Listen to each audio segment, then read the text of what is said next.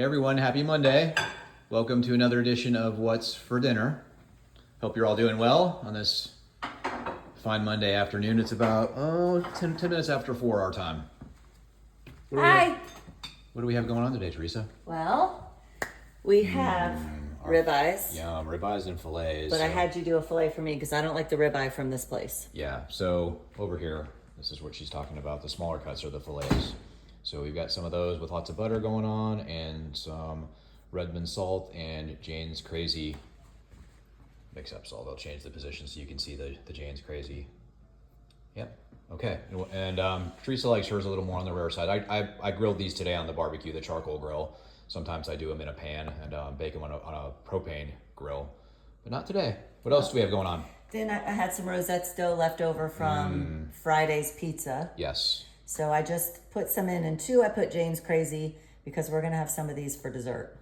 Yeah, all of them have butter, including the dessert ones, but the other ones don't. Okay, so so first of all, it's Rosette's Mix is who we're using and to make these, and it's her website is rosettesmix.com. Yep. For those of you who haven't gone there, she has all kinds of low carb, keto friendly type desserts and baking goods and whatnot. So and this is her dough mix. Yep. And so we usually make biscuits, but on Friday we made a pizza out of it. We've made sweet rolls cinnamon rolls out of this.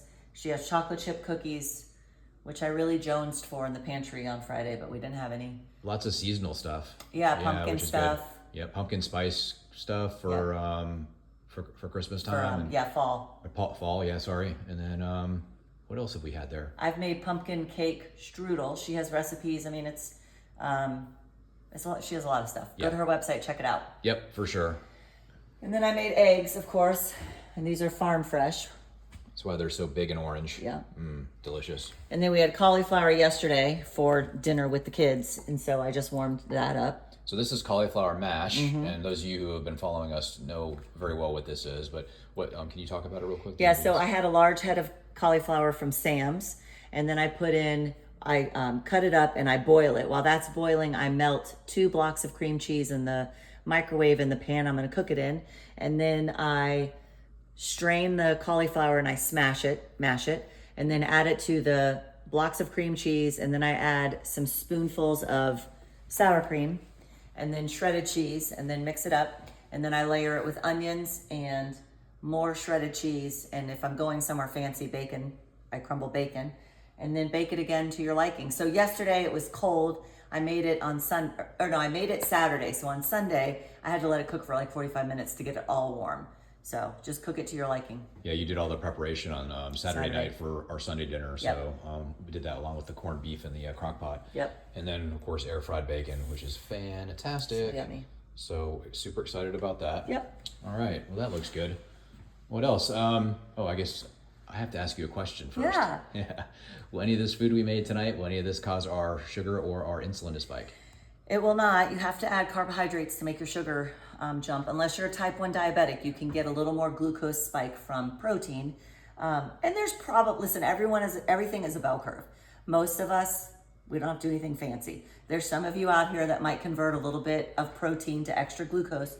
I just don't think that's the normal population. And I think people, like I saw a couple people today with diabetes, you can't have sugar. Like you have to cut it out. So, right, no. If we added potato or mashed potatoes or sweet potato or fries or rice to this or regular bread, then yeah, your sugar's gonna spike. But not if you do this. Remember, fat is not gonna make you fat. It's sugar that causes inflammation and makes you fat.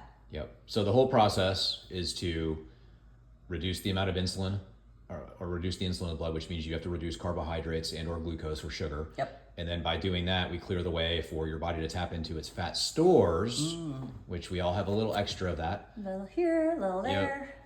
Yep. So we got to clear that insulin and the sugar out of the way to make room so we can tap into those stores. Yep. Okay, cool. So I think tonight we wanted to talk a little bit about the Berkey filter and about microplastics and stuff. Yeah, so they're doing some studies that microplastics are in a lot of the plaque that they pull out of your coronaries for heart attacks.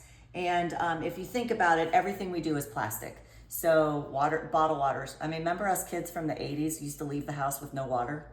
Now Because we just drank it out of the hoses in everybody's yards down in Florida. We just turn it on, let the hose run for 5 minutes to get all the plastic taste out of it. Yeah. And then you drink. Yeah. So the Berkey, this is a travel size, and we've been Yeah. using this since 2017. So there's a reservoir that you put the water in from the faucet, and we use glass. So this is the For glass. storage. Yep, Back for up. storage too. Yeah. This is the glass jar. I run water in. Can you see all the lime or whatever that Yeah, is? there's lime and calcium and other stuff that Yeah. causes that scale. So that's like what you see on the shower doors and stuff like Yeah, that. so you fill this, and I do this and fill this while I'm getting coffee and doing things, but you put it in the top, and then there's 2 filters in there, which he showed, and then there's 2 filters here on the bottom, and then in there's the water. That's the clean water after Clean it's water, been yeah. filtered coming out. And you can see, lift that up again if you can. So if you look down in there, that whole reservoir is clean. There's no scale or anything down inside there. So as soon as that water goes through this filter and gets down there, it filters out all that stuff. So the 2 filters on the top here are the pre-charcoal filters. They filter out most of what the things you don't want in the water. And these are the 2 main ones. These are the ones you really need to have in your filter no matter what. The 2 white ones that were at the bottom there that Teresa showed you are fluoride and chlorine filters. So that just specifically filters out the chloride and or the chlorine and the fluoride out of it. If you live in the city, you have fluoride in your water. Fluoride is a biohazard. And then chlorine, you can smell sometimes when they clean their water facilities and you're getting water out of your fridge water, it's high chlorine smell. But anyway, then we use, again, glass mason jars, and then just fill this up. We keep 2 in the door and 3 in the back of the fridge. Yeah. And we keep spares in our pantry, and it's going to cut down a lot on plastics. The other thing we do, because it can be overwhelming, what am I going to change first, is we took all our plasticware and we changed to glass. So these are just very simple things. Even when the kids were little, we started to do this. Like when it's scary for them to have glass, we did it. Yeah. They drank out of glass cups and they ate out of glass containers. So that's an easy thing to start changing or thinking about changing. But if you drink 4 or 5 bottled waters a day, that's a lot of plastics. Yeah, and Berkey, just so you know, not only do they have much larger filters than this that you can purchase that way, because this one doesn't store a whole lot of water, No. so we have to fill it several times a day. The larger ones you don't have that issue with, but they also make smaller ones. They even have a sports bottle that has the actual filter built into it, so you just literally can go up to it's really like a bottle for like when you're out hiking. So if you go by a stream in the mountains or something, you can just scoop the water out of the stream, put it in your sport bottle, let it sit in your backpack for a few minutes, and then you can pull it out and you can start drinking on the from the water that's been filtered. So that stuff is really good. It's been years since we bought this Berkey filter. I think due to inflation and the devalue of our currency, we've they're a lot more expensive today because your dollars buy you so much less. But I feel like when we bought this, it was about $299. And then each set of filters will run about $100. Now they're quite a bit more than that, and so don't quote me on any of that. And it's also a lot harder to get to purchase. They're selling out a lot faster. But in any case, there's a calculation on the Berkey website you can do to see how long. This is the great thing about Berkey's. There's a calculator on the Berkey website where you can calculate based on your water consumption how long these filters will last you. And ours, based on our consumption, will last about 8 years. So these filters last a ridiculously long time. There is some maintenance to them. You do have to flush them out every now and then. But bottom line is this thing is worth its weight in gold. Most people that come over and taste our water end up buying a Berkey. Oh, for sure. Yeah, it's crazy. We don't even try and tell anybody about it. They're just like, well, what's that? And then we're like, oh, it's a Berkey filter. And then they try the water and they're like, oh my gosh. Like, it's not that it tastes like, it's not like flavored water or anything coming out of there, but it's just it lacks. Clean. Yeah, it's clean and fresh. Refreshing. Absolutely. Yeah. Any of you who have had an actual freshwater spring probably knows what we're talking about too, where you've drank water out of that. Anyway. Yeah. So that's that. Microplastics is the next big thing. I mean, they're always trying to poison us with something. So. Yep. Plastics. All right. What else?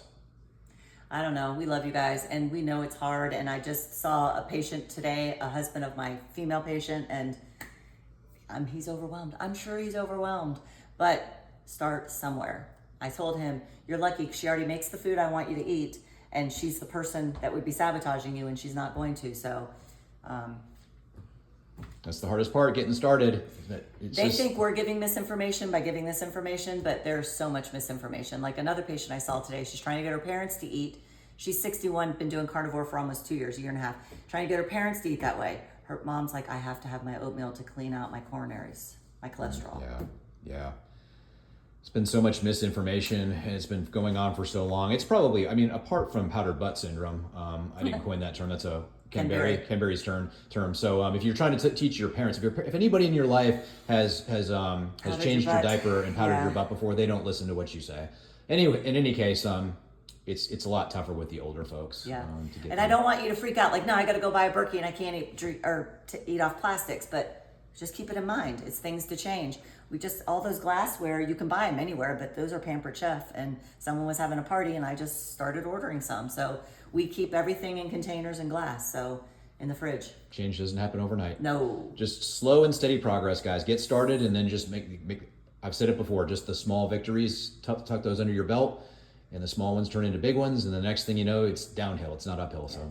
Yes. All right, guys. Just remember, the enemy's always after you. God loves you, and he is here for you. His love is so just abundant, okay? Just tap into that. When you're feeling whatever you're feeling, overwhelmed, that's where you go to. So we're rooting for you. We are. We love you guys too, and God bless you all, and we'll see you next. Oh, tell us what you're having for Yes! dinner. If you have any questions, shoot them our way. All right, Okay, see you next time, bye. guys. Bye.